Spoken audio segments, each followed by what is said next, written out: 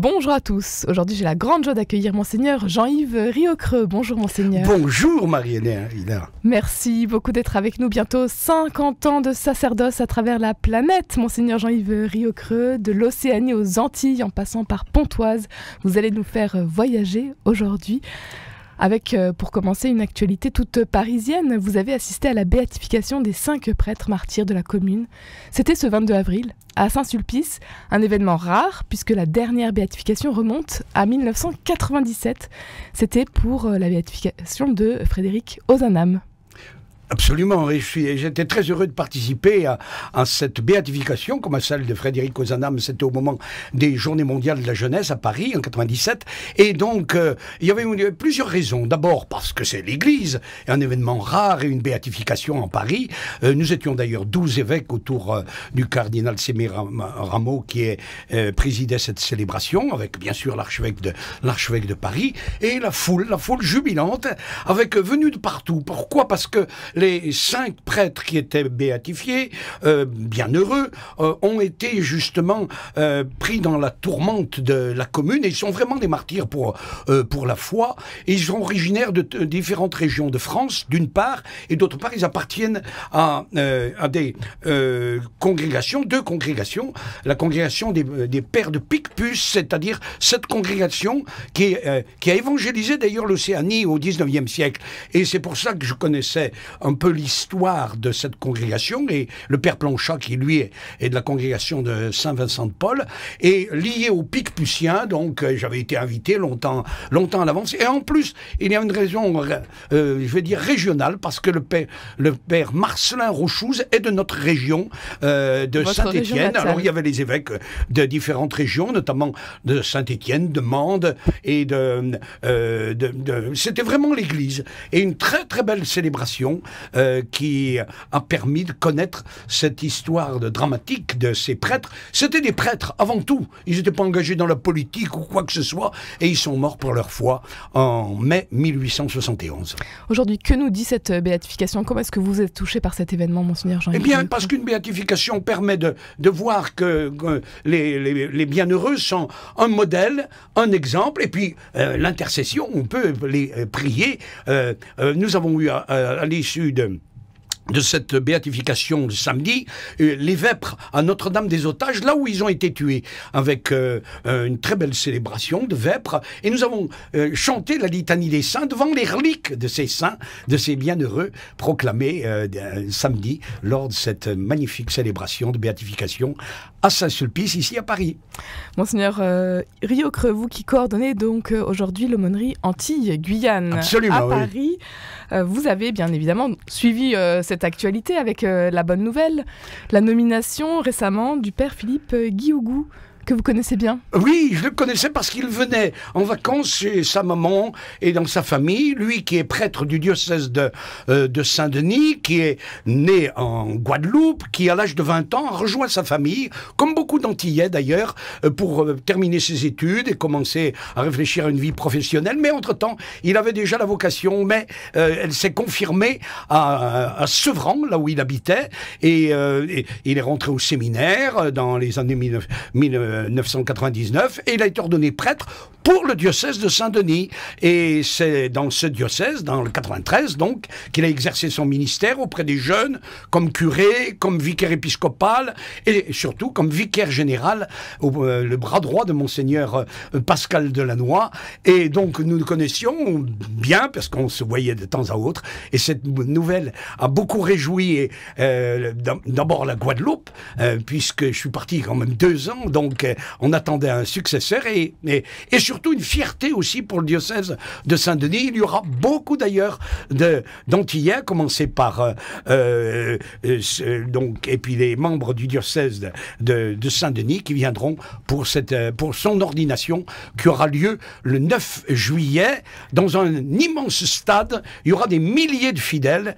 Tout ça sera d'ailleurs retransmis très largement pour que tout le monde puisse s'unir à cette ordination épiscopale. épiscopal de Philippe Guyougou. Il a 50 ans et c'est un homme simple, humble, pasteur, et il est actuellement d'ailleurs là-bas en Guadeloupe, et je suis à distance, ses premiers pas et cet accueil qu'il a reçu la semaine dernière, et il prépare donc son arrivée au mois de juillet. Un homme de terrain plutôt. Un homme de terrain, un pasteur. Un vrai pasteur. Qui permettra peut-être d'apaiser aussi la situation. Oui, absolument, dans ce diocèse qui est à la fois riche de ses habitants et de leur ferveur, mais en même temps aussi un petit peu compliqué, mais je suis sûr qu'il accomplira sa tâche et dans les années à venir, puisqu'il est un évêque nommé pour rester dans le diocèse qui lui est confié.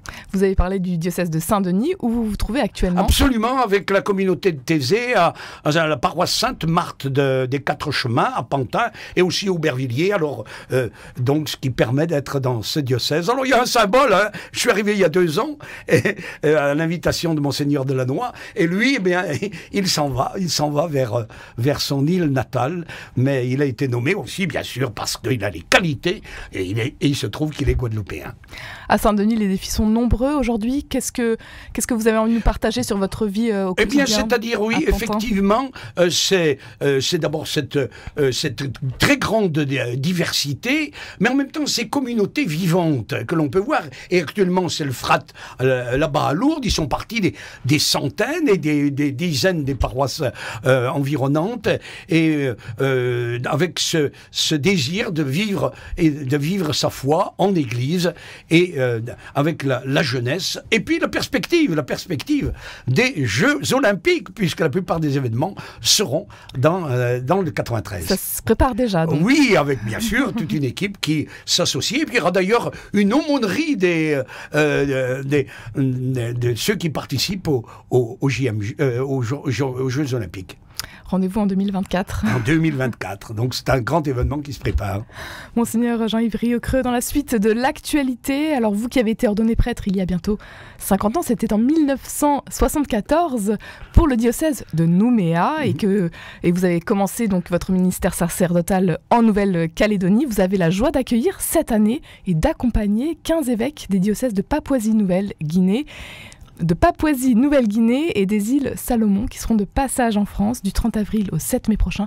C'est une première, c'est une première, absolument. Alors ces évêques, ils sont 15, particularité, comme c'est un pays missionnaire, la moitié sont des Papous, donc les Mélanésiens, et l'autre moitié, ce sont des évêques qui sont missionnaires, originaires de l'Australie toute proche, des États-Unis, de l'Inde, des Philippines et même de la Pologne. Donc c'est un groupe très divers qui va arriver à Paris ce dimanche, et qui sera tout de suite à Lyon, qui est la capitale missionnaire, parce qu'ils se rendent d'abord à Rome pour la visite ad limina qui aura lieu dans une dizaine de jours, et c'est la raison pour laquelle ils ont voulu venir en France. Alors on prépare depuis des semaines ce grand événement avec les OPM de Lyon, où ils seront accueillis. Alors ils vont aller à Lyon, d'où sont partis les missionnaires, notamment de la congrégation des Maristes, qui a évangélisé les îles Salomon, et le grand mouvement missionnaire autour de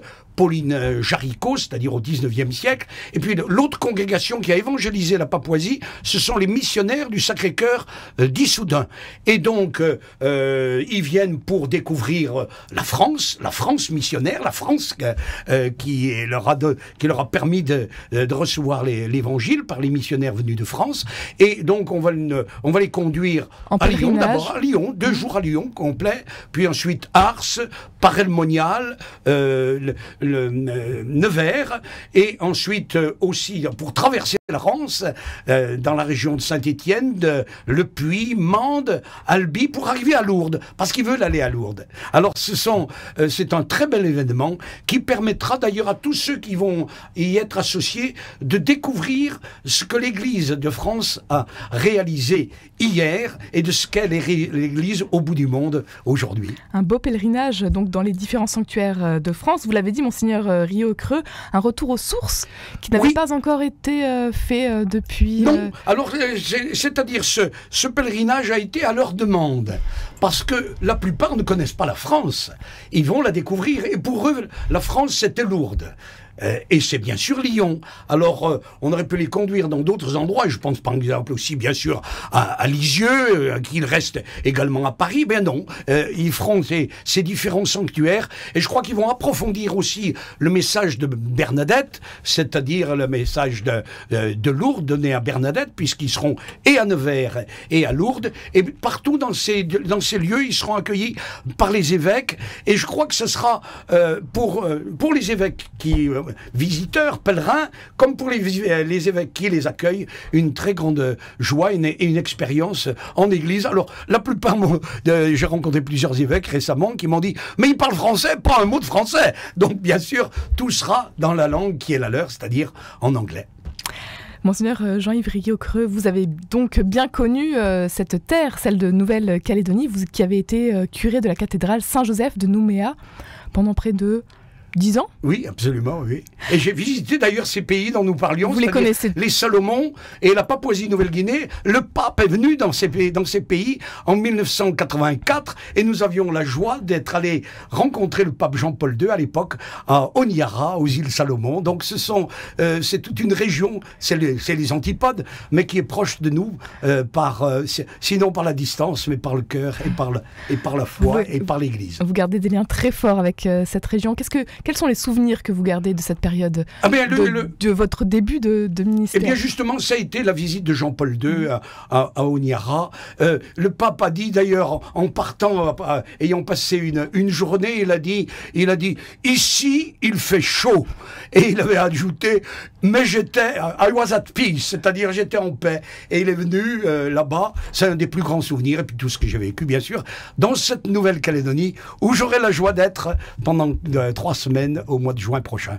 J'espère en tout cas qu'il fera aussi chaud à Lourdes, donc fin avril, début mai, pour accueillir tous ces évêques, 15 évêques des diocèses de Papouasie-Nouvelle-Guinée et des îles Salomon que vous accueillerez, Monseigneur Jean-Yves Riocreux. Qu'est-ce que vous attendez peut-être de cette visite, vous personnellement? Eh bien, personnellement, d'abord de les connaître, parce que je ne les connais pas.